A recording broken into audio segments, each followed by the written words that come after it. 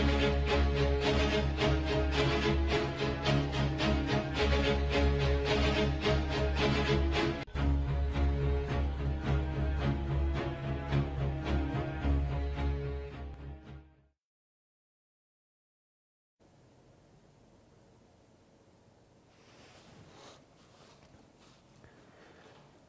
الله الرحمن الرحيم. الحمد لله رب العالمين، والصلاة والسلام على نبينا محمد صلى الله عليه وسلم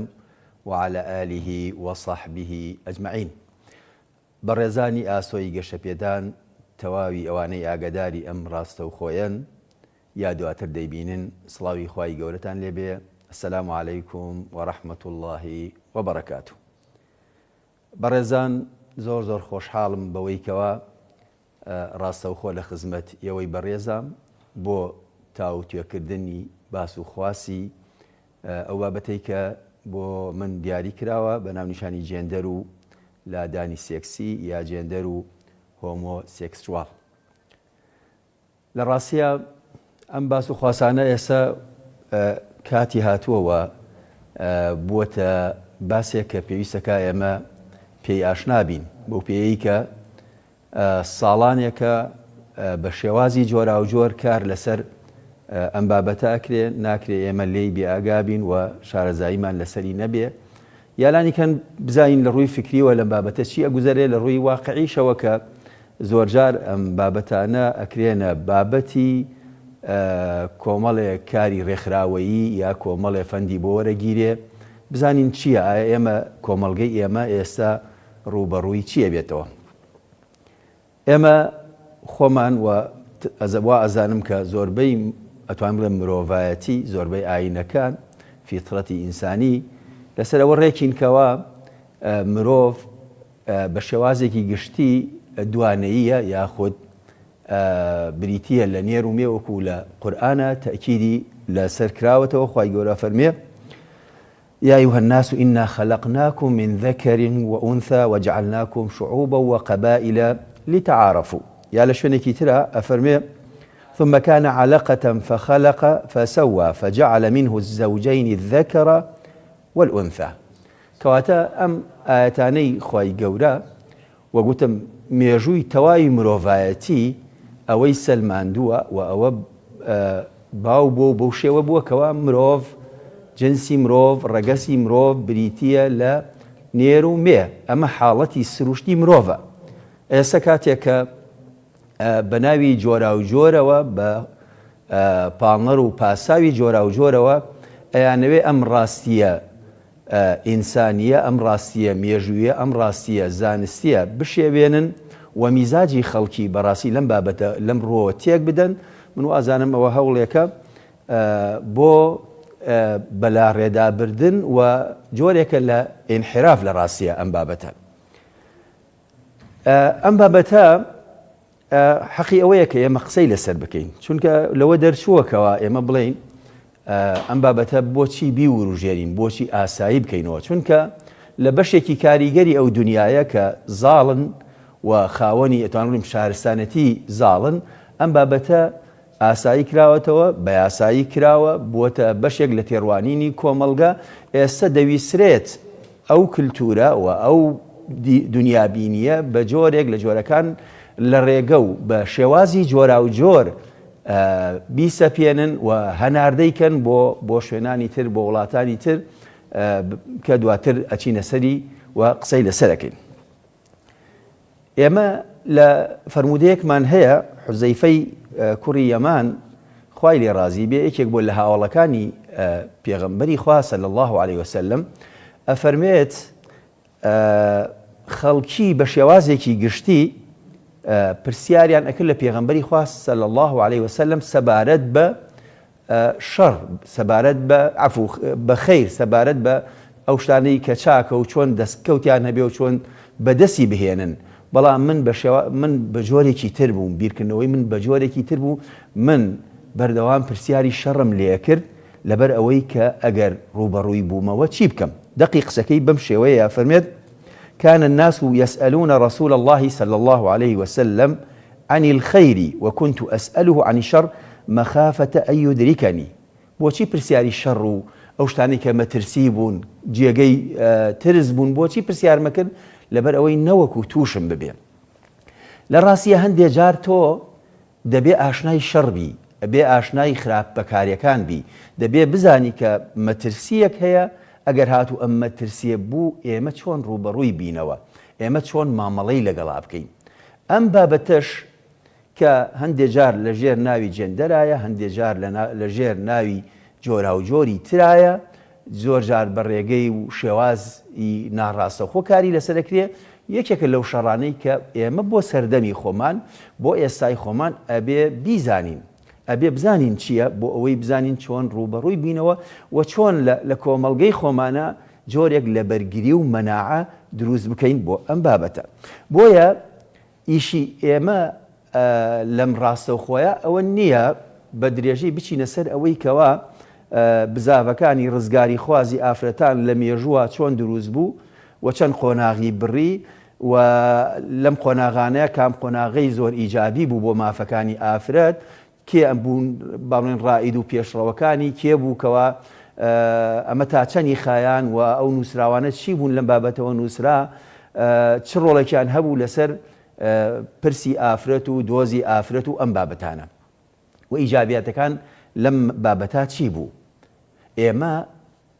لەم بابەتەی ئێمە ئەتوانم بڵێم لایەنی ئەوەی کە پێڵێن خراپیەکان، ئەوەی کە پێڵین مەترسیەکان، ئەوەی کە بە مەترسی ئەبینین بۆ تاک و کۆمەڵگە و خێزان و داهاتووی خەڵکی خۆمان ئەمانەوێ لەسەر ئەوە بوەسین و قسە لەسەر ئەو بابەتە بکەین. بۆیە وەگوتم ئێمە لە ڕوویەکی ترەوە یا ئەگەر دروست بێ بڵین کۆتا ڤێرژنی جێندەر، ئایا ئەم باس و خواسەی کە ئێمە بە مەترسیە زاینتیا جێ بێتەوە کە بابەتی لادانی سێکسیە، بابەتی با بڵین هۆمۆسێکسواڵە یا ئەوەی پێوتێ LGBTQ تا کۆتایی، ئایا ئەم بابەتە لە ژێر پرسی جێندەرە جێ بێتەوە، لە ژێر چەمک و سێبەری جێندەرە جێ ئەبێتەوە یا جێ نابێتەوە. ئایا جێندەر یاخود حرەکات و بزاوی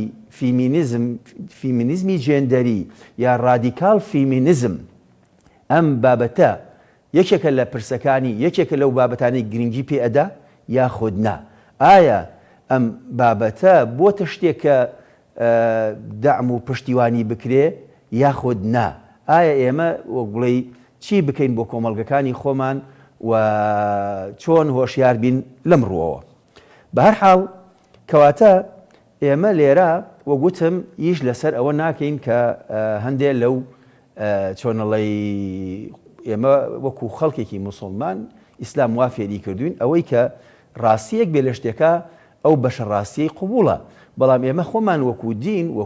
وەکو تێڕوانین قەنەعەتمان وایە هەر شتێک لە خزمەتی ئافرەت بێ، خزمەتی خێزان بێ، خزمەتی مناڵ بێ، خزمەتی مرۆڤ بێ، بە دینی ئێمە نامۆ نییە، چونکە هەروەکو زانەکانمان ئەفەرمونون شریعەتی ئیسلام بۆ بەدیهێنانی بەرژەوەندی هاتووە، چ ئەو بەدیهێنانی بەرژەوەندیەکان بێت چ لادانی خراپە و زیانەکان بێت. کەواتە هەر شتێک کە خزمەت بە مرۆڤ بکە، هەر شتێک کە خزمەت بە مرۆڤایەتی بکە، ئێمە کێشەمان لەگەڵیان نییە. بەڵام لە بیریشمان نەچێت بۆ ئەو بەڕێزانەشی کەوا هەندێک جار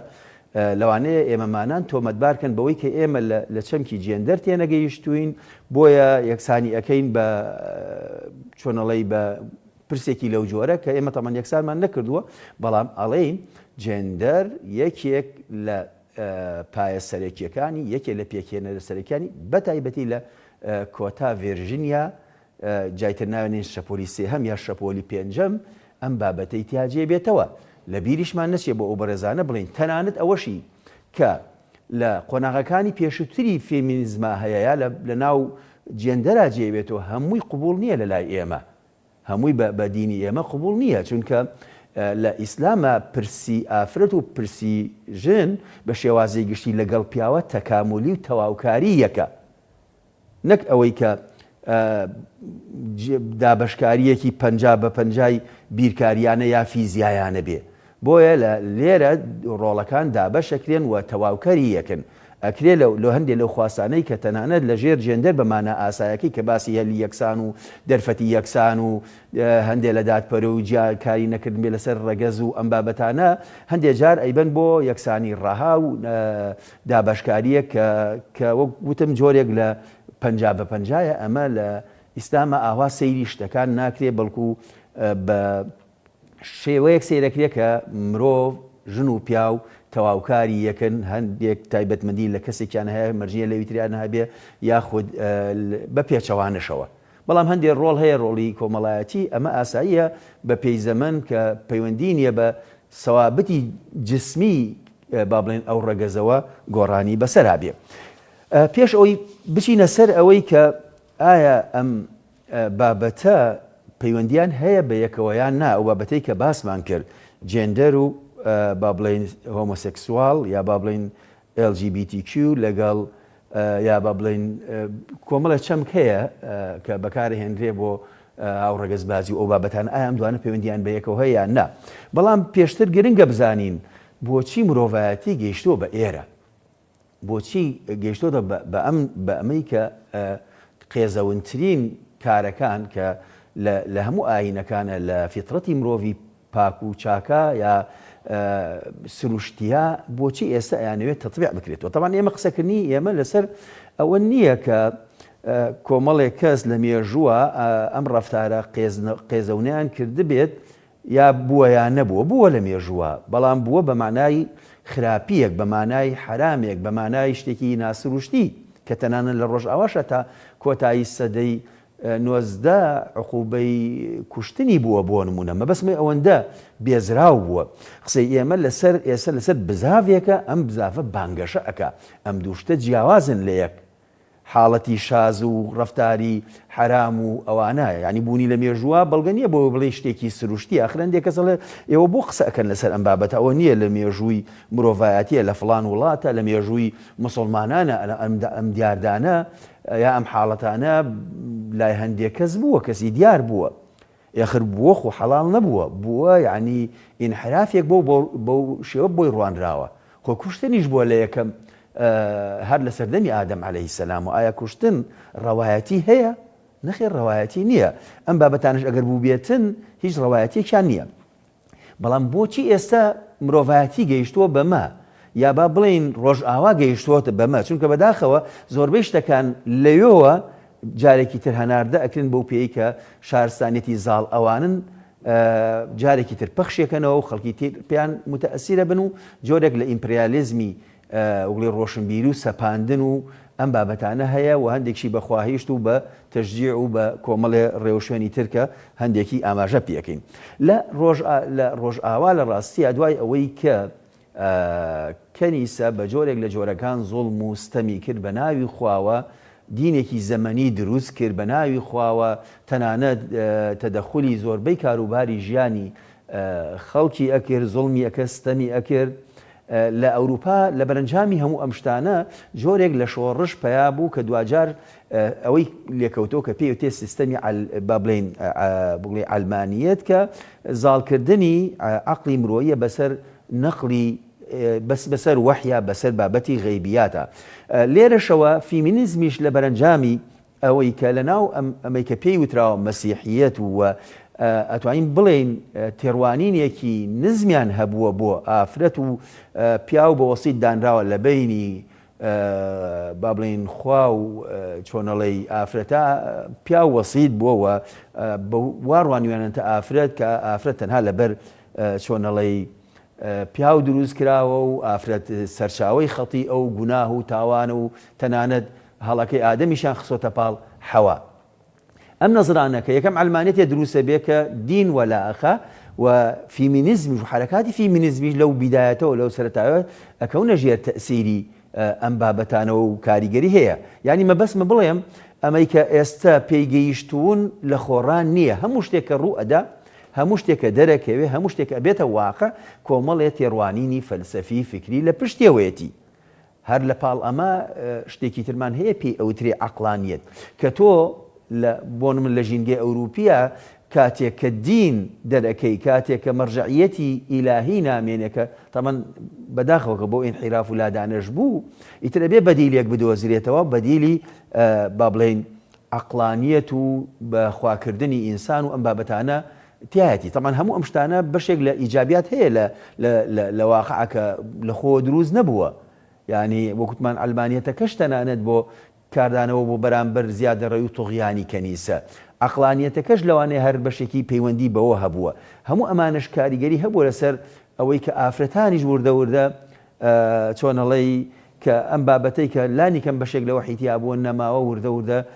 نەزرەی تێڕوانینی ئینسانەکان چۆنەڵەی ئەگۆڕەیە. لێرەوە جارێکی تر وڵی ئەتوانین بڵێ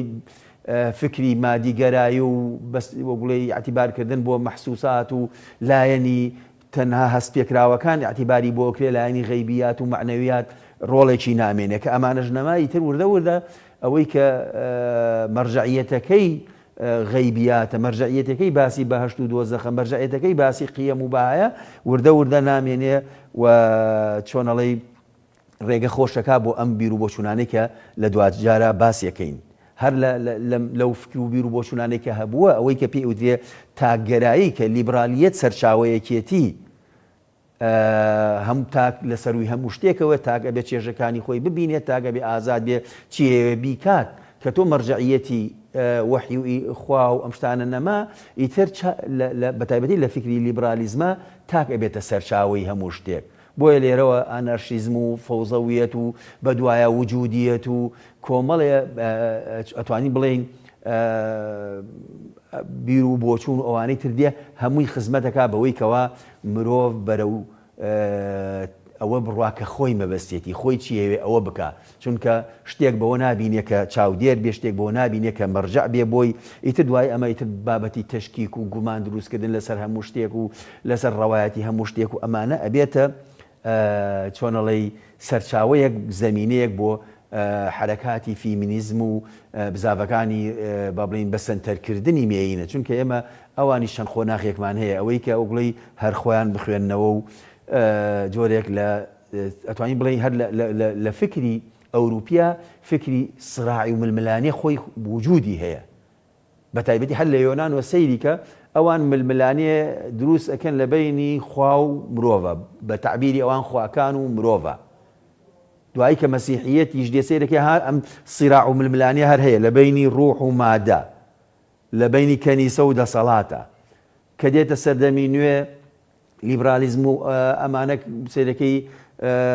حتا دیموکراسیەکە سیرەکەی ململانەی ئەحزاب و ئەم بابەتانە تا ئەگاتە ئیشتراکیەت ململانەی پرۆلیتاریا و سەرمایەدار خەڵکی چەوساوە و دەرەبەگ و نازانچیەکان ئەمانە لە فکری ئەوروپیا وجودی هەیە ئەمە وردە و ئەگوازرێتەوە بۆ بابەتی ئافرەت و پیاویش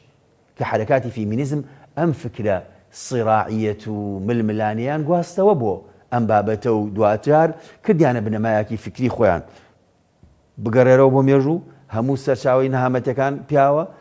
کەواتە ئێمە بێت دژمین لەگەڵ پیاوە ئەبێ خۆمان بەڵین بسەلمێنین لێرەوە وردە وردە فیمینیزمی تونڕە و ئەوانە دروستە بێت کە جۆرێک لە سیراع و ململانیە دروستەکە لە بینی با بڵێن ئەو دوو ڕەگەزەی کە لە ئێمە مەوەدە و ڕەحمە و بەزەی ئەبێ ئەسڵ بێتیایە بەڵام لەوێ بەو شێوەیە مامەڵاکەن کە ئەڵێن لای ئێمە وایە فعلەن ئەمە ئەسڵی بیر و باوەڕ و قەناعەتی ئێمەیە بەڵام ئایا لە هەموو شوێنەکە ئەمە تەطبیقەکرێ ئەوەی تر مرۆڤ و خاوەنی هەڵە و جیاواز ژینگەی کولتوری و دابوونەریت و ئەو شتانە ڕۆڵی تیابێ ئەمە جگە لەوەی کە هەموو ئەم شتانەی کە وای کرد وەکتم ئینسان خۆی بە مەرجعی هەموو شتێک بزانێ خۆی بە چەقی هەموو شتێک بزانێ ئیتر بۆچی لە زەو چێژەکانی خۆی وڵی تەطبیق نەکا و پیادە نەکا لە ژیانە کەواتە هیچ شتێک نەماوە بۆی پێی بوتێ حەڵاڵ و حەرام شتێک نەماوە پێ یاسا و قەدەغە مرۆڤ ئەوەیە ئەو جایتر کۆمەڵێ ئەفکاری تری چۆنەڵی جنسانی و ئەو بابەتانی وەکو فرۆید و غەیری ئەوانە و لەولاوە با بڵێن داروینزم بە هەمان شێوە مرۆڤی داماڵێ لەو با بڵێن تەکریمە ئیلاهیە و لەولاوە مارکسی کاتە چۆنەڵی ئینسانێکی تەنها بیری لە ئابووری و ئەم بابەتانەیە و یعنی هەتا لە شیوعیەت خۆیشە جۆرێک لە بابەتی ئەم بابەتانە قەزەی جنس و ئەم بابەتانە هەر وەکو خواردنەوەی گڵاسی ئاوایە لە ئەوان مەشاعیەتێک هەیە شتێکی لەو بابەتانە هەیە بۆیە لە بەرامبەر هەرێک لە ئەفکارانە جۆرێک لە فیمینیزمی شەیەکە ئەوە ئیشی ئێمە نییە جا ئەمانە خۆی حقیقەت سەری کێشا بۆ ئەوەی کە هەر حرەکات فیمینیزم و جەندەر فیمینیزم یاخود فیمینیزی ڕادیکاڵ کۆمەڵێ چۆنەڵی شتیان بۆ دروست بوو کە ئیتر دوجار ئەبێتە ڕێگە خۆشکردنی بۆ ئەم بابەتەی ئێمە بۆیە لێرەوە ئەتوانی بڵێ چی دروستە بێ ئەو دوژمنایەتیە لە بینی هەردوو ڕەگەز کە ئەمە لەلای ئێمە ئەسڵی نییە لەلای ئێمە ئەمە مەقبول نییە بەڵام لەلای ئەوان وەگوڵی جۆرێک لە شەڕ بە ئێستاشەوە ینی ئەو ڕادیکال فیمینیزمانە ئەوانەی چۆن لە ئیش لەسەر بابەتەکەن جۆرێک لە دژایەتی و ناتەبایی ئەیانێ دروستکەن لە بینی ئەوەی پێوترێ نێر ئەوەی پێی ئەوترێ مێ لێرەوە بابەتی خێزان و زەواج و ئەو بابەتانە لە لای ئەو فیمینیزمانە لای ئەوانەی کە ئیشان لەسەر ئەم بابەتە کردووە ئەبێ بە شتێکی بێبایەخ و ئەبێتە کۆت و زنجیر بۆ دەست و پێی ئەوان و بەحساب ئەمانە چۆنەڵی ئافرەت یاهینەکە چۆنەڵی کۆتبەند دەکات و بە جۆرێک کە توانای جوڵەی نییە مەسئولیاتە خاتە سەرشانی بۆیە لێرەوە سێرەکی خێزان لە لای ئەمانە و هەتا لەم پرسەی ئێستاشا کە باسی جێندەرە ئەم ڕێگوڕیشەیە هەر هەیە لە کۆتای هەر نایهێڵن ئەیکەنە جۆرێکی تر لە خێزان بەڵام ئەلەیەوە ئەم بابەتانە قسەی لەسەر کرێت و ئەوانە گوڵی ئەبێتە بابەتێک کە بایەخی نییە بۆیە وەستانەوە لە بەرامبەر ئەمە زۆر قسەی لەسەر کراوەتەوە ڕەفزی دایکایەتی و وەچەخستنە و ئەم بابەتانە هەر لە بەرەنجامی ئەم فکر و بیر و بۆچوونانەیە لە ڕاستیە تا ئەگاتە ئەوەی کە فکری ئەوە دروستکرا پیاو سالاری و باوک سالاری و نێر سالاری و ئەم بابەتانیان بە جۆرێک گەورە کرد کە ئەسڵەن ئەو باوکەی کە لە لای ئێمە ئەبێ دەسەڵاتێکی هەیان هەبێ سڵتەیەکی هەبێ ئەوان هەموو شتێکیان بە تەسەڵت و زۆرداری ئەو بابەتانە لێکدایەوە بە ئێستاشەوە ینی بانکخوازانی ئەم بابەتە زۆرن کە ئەیانەوێ ینی ها ئەو ڕێزەی کە باوک هەیەتی لە خێزانە دایک هەیەتی لە خێزانە ویستیانە با بڵێن نەیهێڵن و بیر لەوە بکەنەوە گوتم ئەو فەردانیەتەی کە خۆی ئەوێ چی بکە خۆی حەزی لە چییە خۆی ویسی چییە ئەوە سەر بگرێت و دوای کار لەو فەردانیەتە گەیشت بەوەی کە بڵێ من مڵک جەستەم هی خۆمە کە جەستەم هی خۆمە ئیتر من هەموو شتێکی پێوەکەم هەموو شتێکە ئیتر لەوانەیە ئێمە ئەگەر کاتێکە زەوابەتێک و کۆم کاتێک لە ئیسلامە حەڵاڵ و حرام هەیە کاتێکە عیلاقەی بەینی ژن و پیا و سنووری خۆی هەیە ئەم لێرە ئەم بابەتە نامێنێت و کارگەیشتە ئەوەی کە مەسلەی هەتا وەچەخستنەوە هیچ بایەخێکی نەبێ و پرسی ئیجهاز و لەباربردن و ئەم بابەتانە ببێتە شتێکی باوکە هەمووی لەو شتە فکری و بابەتە فەلسەفیانەوە سەرچاوەی گرتووە و کارگەیشتە ئەوەی کە لای فیمینیزمە تندڕەوەکان باس لەوە بکرێ ئەبێ مێژوو جارێکی تر دابڕێژرێتەوە ئەبێ دینەکان جارێکی تر بە شێوازێکی مێینانە بیخوێنینەوە ئەوە گشتی پیاو خوێندوێتەوە تاوەکو ئەوەی کە معریفەیەکی تایبەت بە خۆمان هەبێ کە معریفەیەکی ژنان نەبێ و تعبیرەکان و دەربڕینەکان و ئەم بابەتانە بگۆڕین بە هەر حاڵ بۆ گوتم پێش من باس لە بابەتی جێندەر کراوە پێناسەکەی چیە و جۆری کۆمەڵایەتی کە گوازراوەتە بۆ جۆری کۆمەڵایەتی و باسی جنس دەکرێت باسی نێر و مێ و ئەم بابەتانە کراوە و ئەمەش تا ئەم پرسە کە ئاوا جێی خۆی گرتووە زەمەنی خایاندووە لە ڕاستیە یعنی ئەگەر بە دوای وشەکە بڕۆی کە تا ئێستاکەش لەگەڵەوەی پێناسی زۆری بۆ کراوە ئەوەتان سێرەکەی بە جۆرێک دایان ڕشتووە بە جۆرێک قسان لەسەری کردووە هەندێک ئەمە ئەوە گرێت و هەندێک ئەوە ناگرێت و لە کاتێکە ئێستا تقریبا گەیشتوونەتە ئەوەی بەڕاشکاوی زۆر شت بڵێن وە هەندێ بەڕێزیش کە لە سەرتاوە ئێمە قسەمان لەسەری کراون نا ئێوە غەڵەت تێگەیشتون هەرو بەڕێزانە دوای بینیمان خۆیان وتیان نام پرسی با بڵێن لادانی سێکسیە لەناو جەندەرا جێ بێتەوە بە هەر حاڵ کۆمەڵێ کەسایەتی و ئەو بابەتانە هەیە و سیمۆن دی بۆڤوار و جۆن مۆنی و ئان ئۆکلی و جۆدێت بێت لە ڕوانە کە قسەیان لەسەر ئەم بابەتە کردەوە من ناچمە سەر ئەو بابەتە ئەمەوێ وردە وردە نزیک بمەوە لەوەی کە مەبەسمە کە لێرە بیگەێنم و قسەی لەسەر بکەم ئەویش بابەتی ئەوەیە طبعاً ئەمان بەداخەوە بابەتی ئەو با بڵێن لادانی سێکسیە لە پرسی جێندەرە خۆی یەکێ لە ئیشەکانی ئەوان مەسلەی ئەوەی کە ئافرەت دۆزێکی هەیەتی قوربانی بووە بەڵام خۆ ئەم بابەتانە مرۆڤ بەگشتی قەزەیەکی هەیە نەک هەر ئافرەت مناڵیش هەیەتی پیاویش هەیەتی ڕاستە ئافرەت لە پلەیەکایە بەڵام سواربوونی ئەم مەوجە و ئافرەت دانان بە قوربانی و دوایی لەوێەوە ئیشی لەسەرکەن وردە زۆر بەداخەوە زۆر شتی خراپیان لە ژێریا جێی کردەوە تەنانەت لێرە هەر لە هەرێمی کوردستانە هەندێک لەو ڕێکخراوانە سەرەتا کە باسی مافی ئافرەتیان کردووە دوایی سەیرەکەی بۆ نمونەیەکی لەو ڕێکخراوانە لە 2012 ئیشەکەی خۆی گۆڕێ بۆ ئەم با بڵێین کۆمەڵگەی خۆیان نیناون پەلکە زێڕینە و ئەوەی کە پێوتێ لادانی سێکسی لە لای ئێمە یعنی ئیشەکان لە مافی ئافرەت و ئەگوازنەوە بۆیە زیانێکی گەورەشە دەن لە مافی ئافرەت کاتێ ئەم بابەتانە جێەکەن و بە هەر حاڵ ئێمە لە ناو پرسی جێندەرە کۆمەڵە شتمان هەیە یەکێک لەوانە تەمان ڕۆڵی با بڵێن ئافرەت و ئەوانەیە بابەتێکی تر باسی ناسنامەی جێندەریە بابەتێکی ترمان هەیە پێی ئەوترێ ئاراستەی سێکسی یا التەوەجه الجنسی ئەوەی کە با بڵێن تەشەنە ئەکە ئەم بابەتە تێکەڵەکە پرسی جێندەر تێکەڵەکە یەکێ لە پێکێنەرەکانی یەکێ لە بابەتە سەرەکیەکانی جێندەر ئەوەیە کە پێی وترێ الهویە الجێندەریە یان ناسنامەی جێندەری کە کاتی خۆی لەوانەیە پێناسێکی وایان بۆ نەکردبێ کە چۆنەڵەی هەر مەبەستیان ئەوە بێ بڵێ پیاو هەیە و ئافرەت هەیە و چۆنەڵێ ئەمە شناسی خۆیان هەیە و ئەبێ ئەم لایەنە بایۆلۆجیەکەی با بڵێن ئافرەت و پیاو نابێ کاریگەری هەبێ لەلایەنە کۆمەڵایەتێکە و ڕۆڵبینینەکەی بەڵام ئەم بابەتە وردە گۆڕانیان بەسەرهێنا ئەمەی کە پێی وتێن ناسنامەی جێندەری کە ناسنامەکان کرد بەوەی کە بڵێن ناسنامەی جێندەری ئەوە نییە کە کەسێک بەمێیی لەدایک بووە ئەبێتە ئافرەت و بەنێری لەدایک بووە ئەبێتە پیاو وتیان ئەوەیە کە ئەمە ئاخر وگوڵی تقریبن پێناسە کۆتاییەکانێتی بەداخەوە کە ئێستا ئیش لەسەر ئەم پێناسەی کۆتاییە کرێ لەلایەن نەتەوە یەکگرتووەکانەوە لەلایەن ڕێکخراوەکانی کە تەدریب و خول ئەکەنەوە لەلایەن ئەو ڕێکخراوانی کە فەند وەرەگرن ئەڵێن هەوێی جێندەری بریتیە لەوەی کە تاک باس لەوەیە کە خۆی چۆن ئەبینێ وەکو پیاوێ خۆی ئەبینێ وەکو ئافرەتێ خۆی بینێ وەکو کچێک خۆی بینێ وەکو کوڕێ خۆی بینێ وەکو تێکەڵەیە خۆی بینێ لەو بەینا خۆی بینێ لە دەرەوەی ئەمانە خۆی بینێ یعنی بە کورتی ئەتوانی بڵێن پێکهاتەی بایۆلۆژیەکەی مەرج نییە وەگوڵی هەر ذەکەر و ئونثا بێ نێر و مێبێ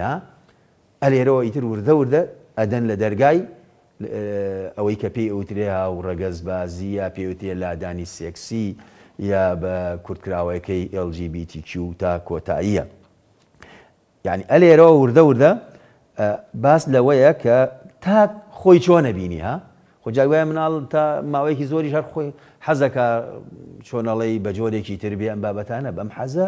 مشکیلەیە لێرەوە ئەوان وگوڵی کار لەسەر ئەم بابەتە بکەن و بە کورتی ئەوانەڵێن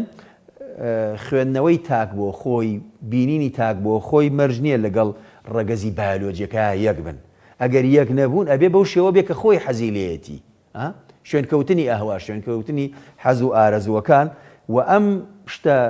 بوڵی تێپەڕەیە پێ معالەجەی بکرێ بیکەیتە ئەساس و ئیشی لەسەر بکرێ کەواتە بابەتەکە پرسی جێندەر لەوان نەمایەوە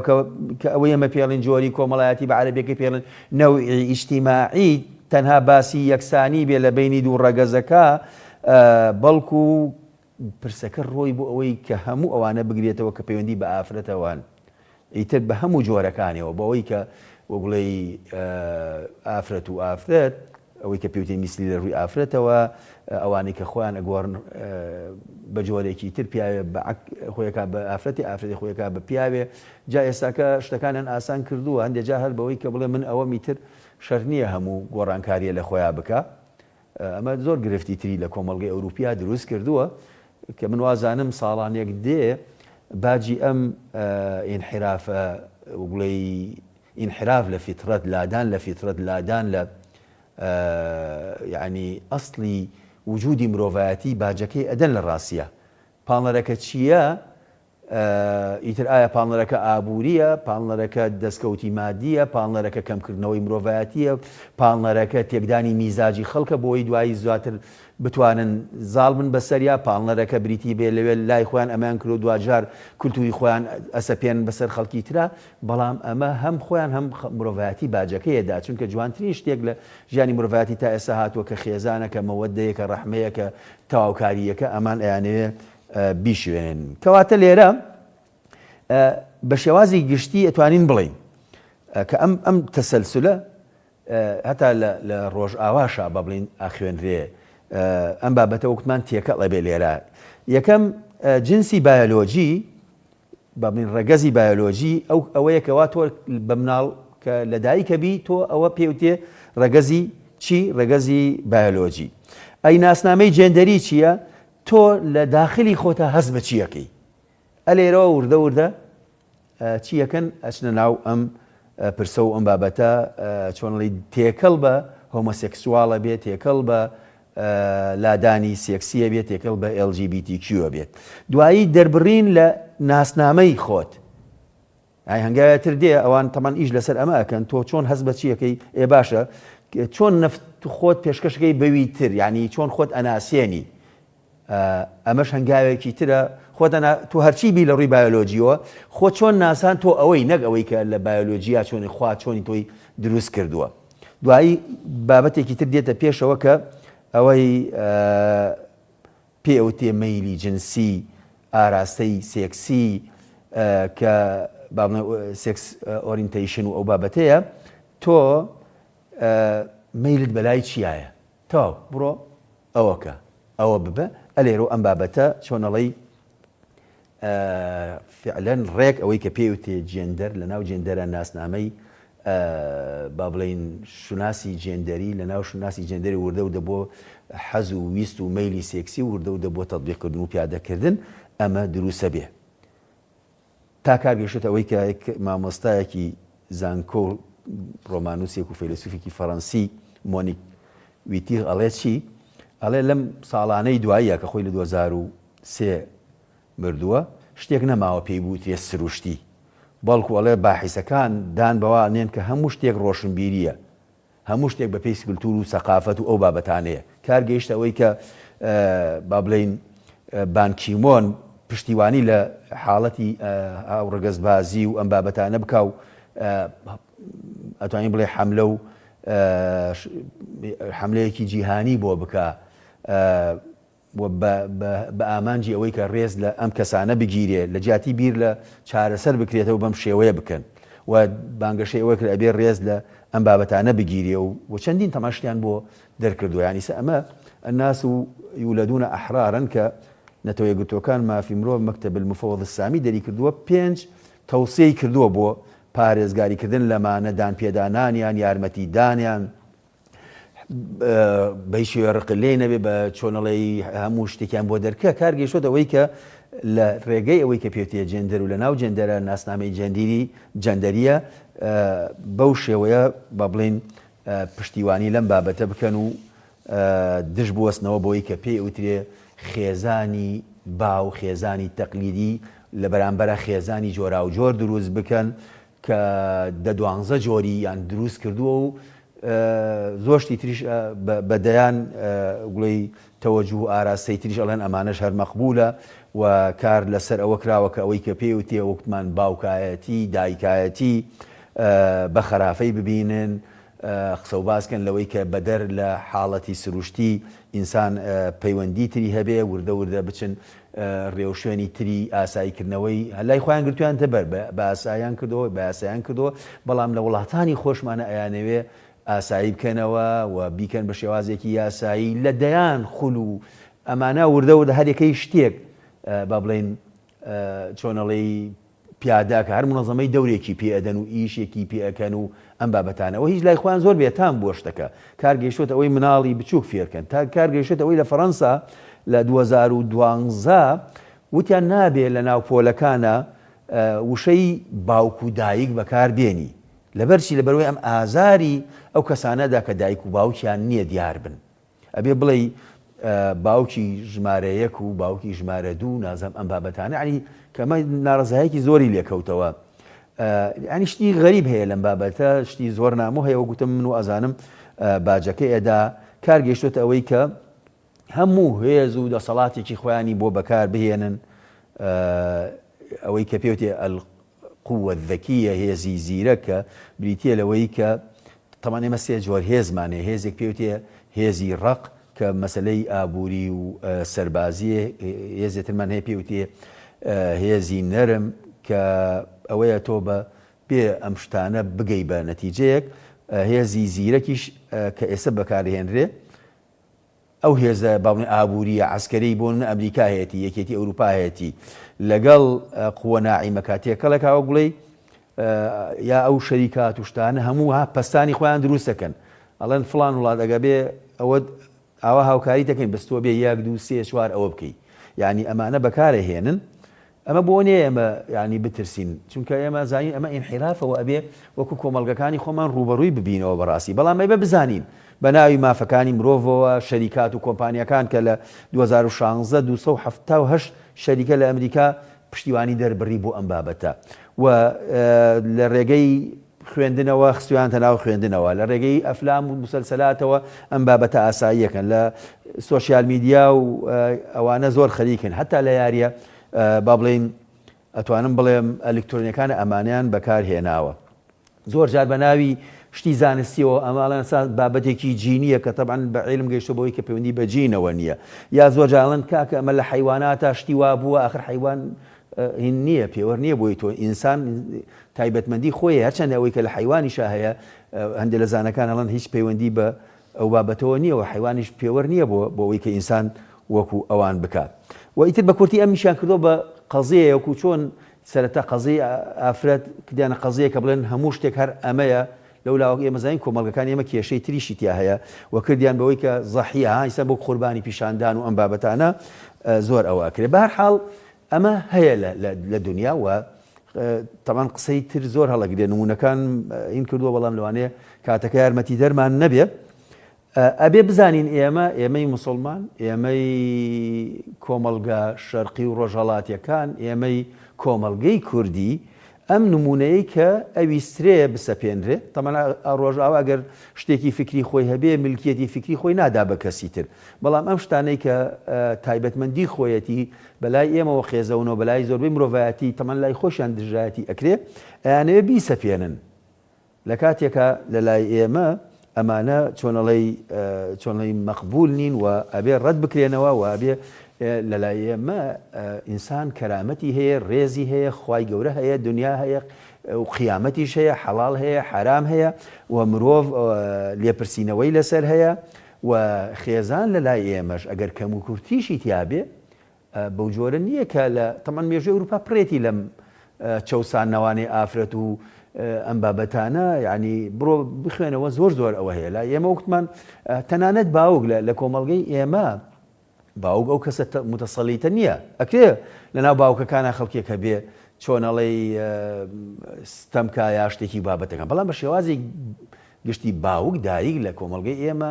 بە بەزەین بەدەم کچ و کوڕیانەوە هەن خزمەتی ئەکەن، ئەو عەدا و دژمنکاریە نییە، تەنانە لە ناو خێزانە ئەسڵ ئەم عەدا و دژمنکاریە نییە، ڕاستە لە ناو خێزانە بەهۆی کۆمەڵی هۆکارەوە لەوانە هەندێک جا زوڵم هەبێ لە چەوسانەوە هەبێ ئەو بابەتانە هەبێ، بەڵام